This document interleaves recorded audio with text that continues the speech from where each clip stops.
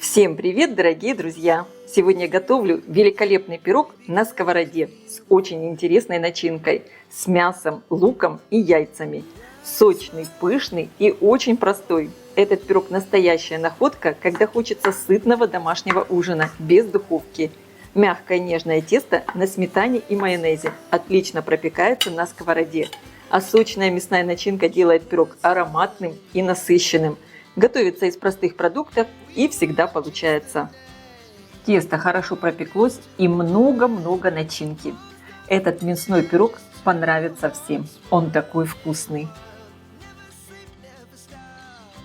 Для приготовления начинки мне понадобится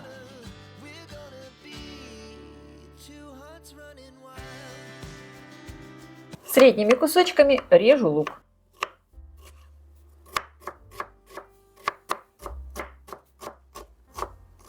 Я поставила разогреваться сковородку. Наливаю небольшое количество растительного масла и добавляю сливочное. Растапливаю. Сегодня у меня начинка получается невероятно интересная. Она как бы комбинированная. То есть это мясной фарш вместе с обжаренным луком и яйца с зеленым луком. Получается очень вкусная комбинация. Друзья, обязательно пишите в комментариях, какие начинки любите вы.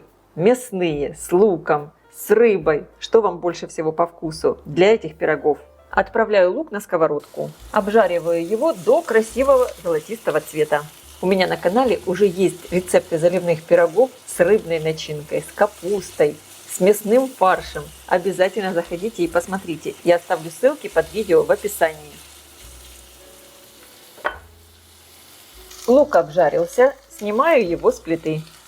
Оставлю немного остыть. Отварное мясо, у меня здесь свинина, я буду измельчать в блендере. Можно это сделать и в мясорубке, как вам больше удобно. Мясо разделю на более мелкие кусочки и отправляю в блендер. У меня такой кусочек жирной свинины. Чтобы мясо легче измельчалось и не было сухим, можно добавить немного бульона. И таким образом измельчаю все мясо. К мясу добавляю жареный лук вместе с маслом. Сейчас порежу мелко зеленый лук. И также средними кубиками порежу яйца. Эта начинка получается очень вкусная, и с ней можно готовить самые разные пироги и пирожки. Добавляю в миску лук и яйца.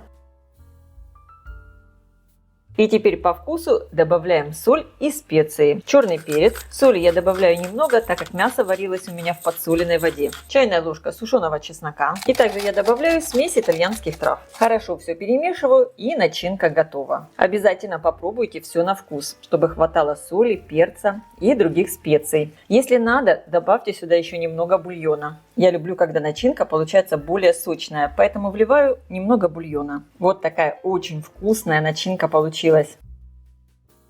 Для приготовления теста мне понадобится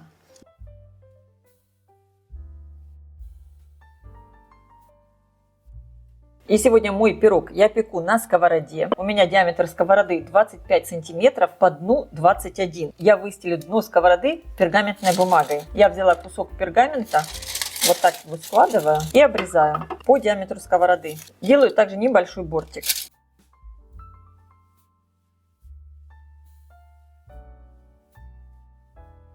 И обязательно должна быть крышка. Разбиваю в миску 2 яйца среднего размера. Добавляю чайную ложку соли. Разбалтываю венчиком. Сильно ничего здесь взбивать не надо. Вес яйца со скорлупой примерно 60-62 грамма. Добавляю сметану. Для рецепта я использую жирную сметану, но можно использовать сметану любой жирности. Также добавляю майонез. Фактически майонез — это растительное масло и яйца, поэтому тесто получается очень вкусное. Хорошо перемешиваю. И теперь просеиваю муку и соду. Соду я всегда добавляю вместе с мукой, тогда тесто получается более пышное и воздушное. И соду не надо ничем гасить, она погасится в тесте сметаной. Хорошо перемешиваю. Ну и, конечно, для рецепта может понадобиться чуть больше или чуть меньше муки. Смотрите по консистенции. Сейчас венчик убираю и слегка домешу лопаткой. Я не очень люблю, когда тесто получается слишком сильно жидкое. Если вы хотите тесто сделать чуть более жидким, можно добавить немного молока, либо сметаны, как вам больше нравится. Посмотрите сейчас, какое тесто у меня получилось. Оно чуть более плотное, чем мне хотелось бы, поэтому я добавлю в него пару столовых ложек молока. Вы тоже смотрите по консистенции теста, либо добавляйте муку постепенно. Я хорошо перемешиваю. Вот такая консистенция теста меня вполне устраивает. Оно и не жидкое, и не слишком плотное. Сюда я добавила 2 столовые ложки молока.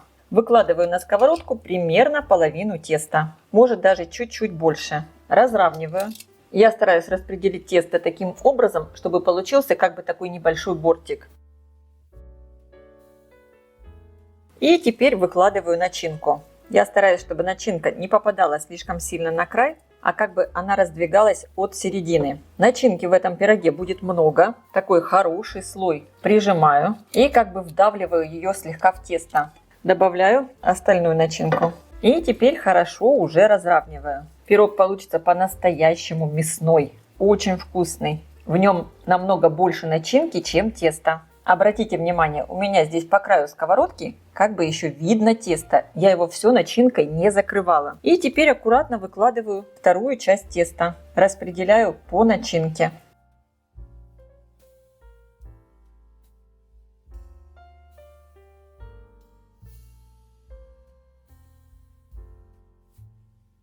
Очень удобно распределять тесто вот такой лопаткой. Я поставила сковородку на плиту. Включаю плиту на минимальный огонь. Закрываю сковородку крышкой и готовлю с одной стороны пирог примерно 15-20 минут. Конечно, периодически будем пирог проверять, чтобы ничего не подгорело.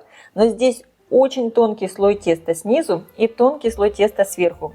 Поэтому для этого пирога слишком много времени не понадобится. Начинка внутри полностью готова.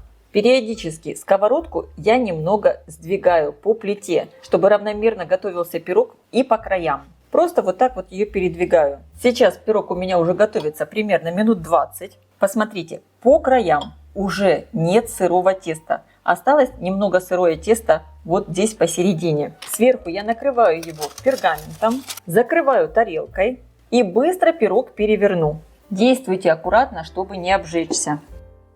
Теперь пирог аккуратно за край пергаментной бумаги перетягиваю в сковородку, подправляю. А вот эту пергаментную бумагу, которая у меня здесь была, нижняя, я снимаю. Посмотрите, какой красавец пирог получается. Он просто великолепный. Снова закрываю крышкой и на таком же небольшом огне пеку еще примерно 15 минут. У меня прошло еще примерно 15 минут, и мой пирог уже полностью испекся. Ароматный, очень вкусный, и посмотрите, какой красивый. Сейчас снимаем его со сковородки. Вот такой шикарный пирог получился. Пирог я еще раз перевернула, эта сторона мне нравится больше.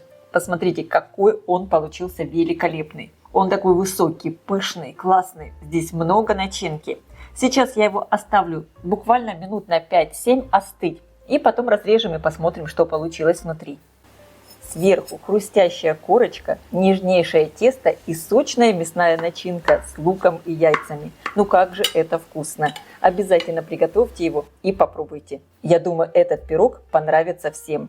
А я желаю вам приятного просмотра и приятного аппетита. Если видео вам понравилось, поставьте лайк, напишите комментарий и подпишитесь на мой канал, чтобы не пропустить новые интересные рецепты. Всем пока!